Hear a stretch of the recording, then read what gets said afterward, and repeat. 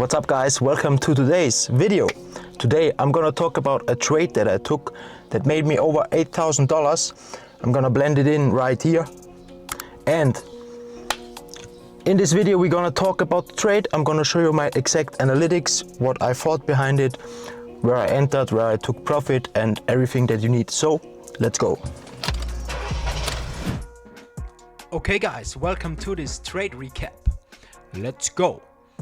Okay, I'm talking about a Solana long that I took end of June, which I held for over 2 weeks, which was a pretty patient trade, but I show you all my triggers that I had and why I took it. So first of all, if we look at the higher time frame, I'm always waiting for some sort of support to get hit. And right here we had this pretty aggressive impulse to the upside. We also had it right here. So what I did was marking out this area right here where we started this impulse to the upside. This is on the daily time frame, higher time frame bias. This is my higher time frame support. Then we go to the 4 hour. As you can see, we touched this support right here, and I'm not gonna lie, this was the first thing that I tried on this account, and as you can see, I got stopped out. It's normal to get stopped out. Everybody gets stopped out at some point. And then my second try, because we retraced into this support right here and we switched structure, as you can see. So the first thing I look out on my system is a retracement into a support zone on a higher time frame. Then I go back on the 4 hour time frame, wait for a touch of this support zone, and then if we shift structure, I am entering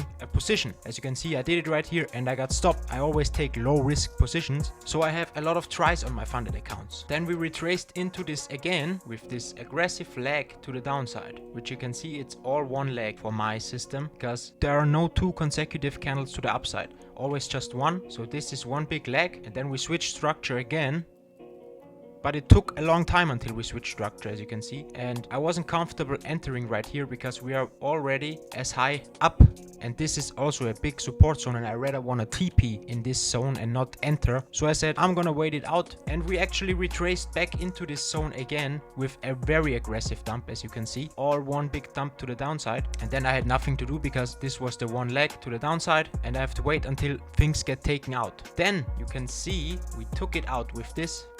Then we had a lower high and another lower low. And after this, we shifted structure again. And at this time, I said, okay, I'm gonna try longs. I'm gonna give myself a few tries. I entered right here with a tight stop loss. 2% stop loss I take most of the time. And as you can see, I got stopped out again. And on the next day, I tried it again in this zone because we retraced into this nice imbalance. And right here, we went in. If you tone it down further on the 15-minute, we had this dump into this imbalance and we retraced it pretty quick to the upside, a V-shaped recovery. So I just tried again because my idea was not invalidated. We just retraced a bit deeper into the big leg to the upside, and my idea was this was the invalidation of my idea. So I would have tried long positions until we went down here. And as you can see, this one, we hit the spot. I entered in the morning. Stop loss was again at around 2.5%. It was 2.8% right here because the low was right below. So I just set it below this low. Then I looked on the higher time frame. Okay, what areas can I TP?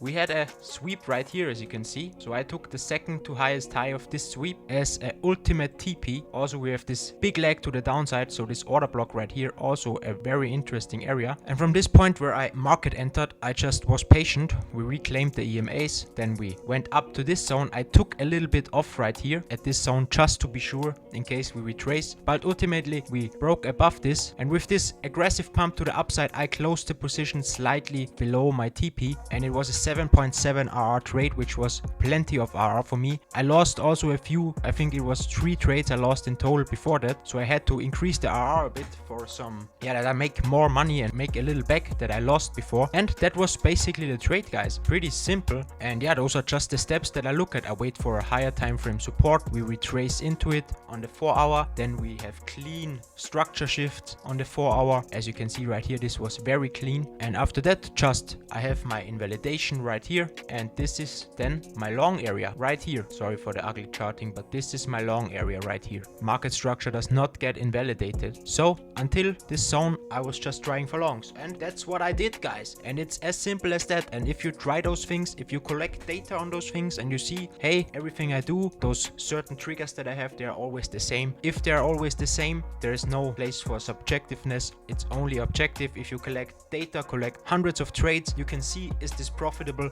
And then you can start risking a lot of money and or not start risking a lot of money, but start risking slowly and start with small numbers and then increase over time, because you have the statistical edge on the market. And that's what I try to teach you. You don't need the perfect system. You don't need the perfect entry or the perfect exit. You just need to pick a system that fits you and be consistent with it, and yeah, validate your system by collecting trading data.